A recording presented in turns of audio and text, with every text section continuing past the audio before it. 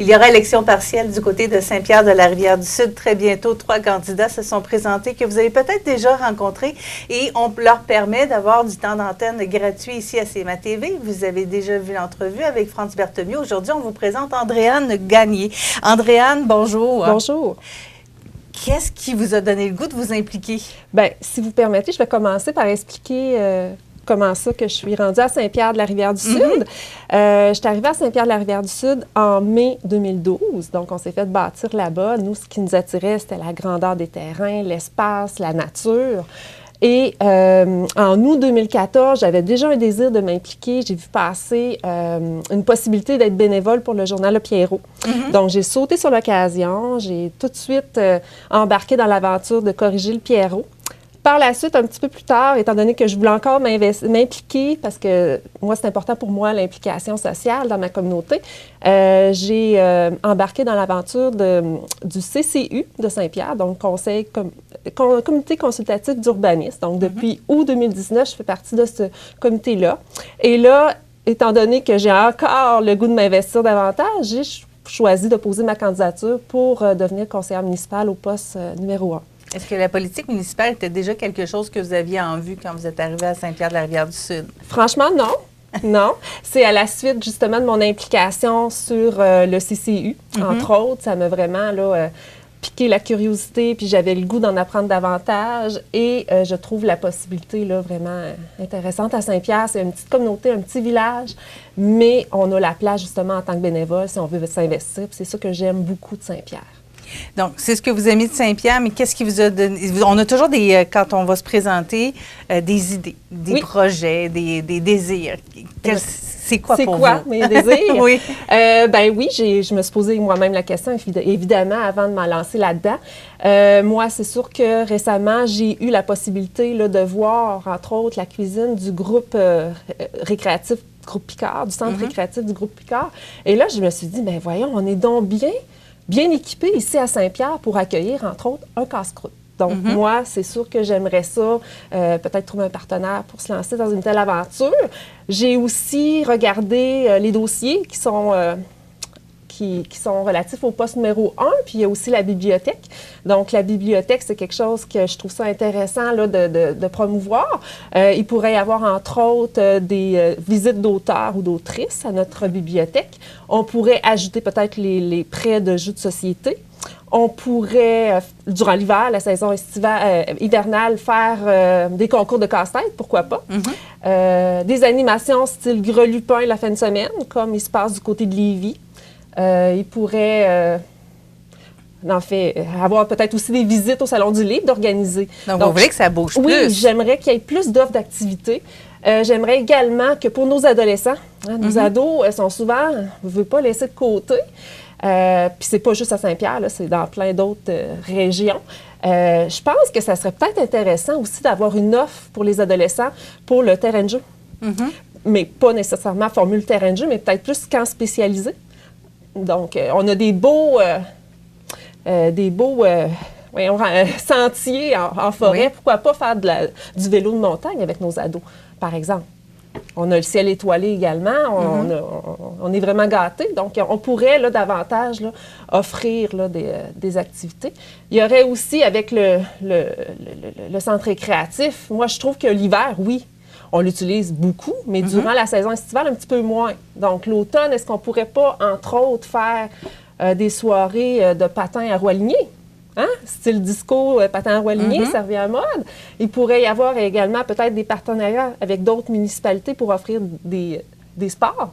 Ça pourrait être, par exemple, du hockey cosum à l'intérieur. Donc, il y a différentes choses que je veux proposer. Puis c'est sûr et certain que c'est un travail de collaboration. Hein? Les gens qui sont en place ont déjà fait beaucoup, mais je pense que d'avoir des idées neuves, des idées fraîches, ça peut peut-être redonner le goût là, de faire les choses autrement. Donc, c'est pour ça que je souhaite m'investir puis m'impliquer. Moi, ce que j'entends, c'est que vous voulez qu'il se passe de quoi à Saint-Pierre-de-la-Rivière-du-Sud? Oui, bien, je veux culturellement, vous voulez que ça bouge. Exact, parce qu'on a des belles choses à faire découvrir à Saint-Pierre, puis c'est important là, d'y croire puis d'aller de l'avant. Ça fait quelques semaines que les gens savent que vous êtes candidate. Est-ce que vous avez commencé à les rencontrer, à discuter avec eux? Ben c'est sûr que je suis de nature un petit peu plus timide, donc c'est sûr que j'empêcherai jamais là, les gens de venir me voir pour me parler, mais c'est justement de ne pas hésiter à venir me voir juste parce que je ne vais pas nécessairement être celle qui va aller me vendre. D'accord. Mais je pense que pour venir me voir, il n'y a aucun problème. Je suis enseignante à l'école primaire là, des Tilleuls, justement dans la place. Je participe aux activités offertes par la municipalité. D'ailleurs, le dernier 5 à 7, j'y suis allée. J'avais à m'occuper un peu du volet Clair de Lune qu'on avait offert au centre récréatif. Donc, ça m'a permis justement d'entrer en communication avec les autres personnes.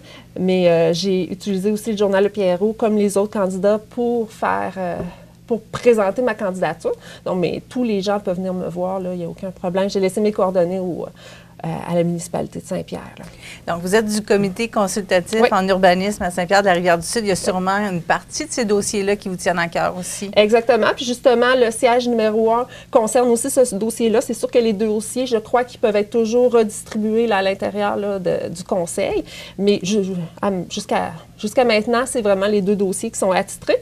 Et c'est sûr que le conseil, comité consultatif d'urbanisme, excusez-moi, c'est le stress qui embarque.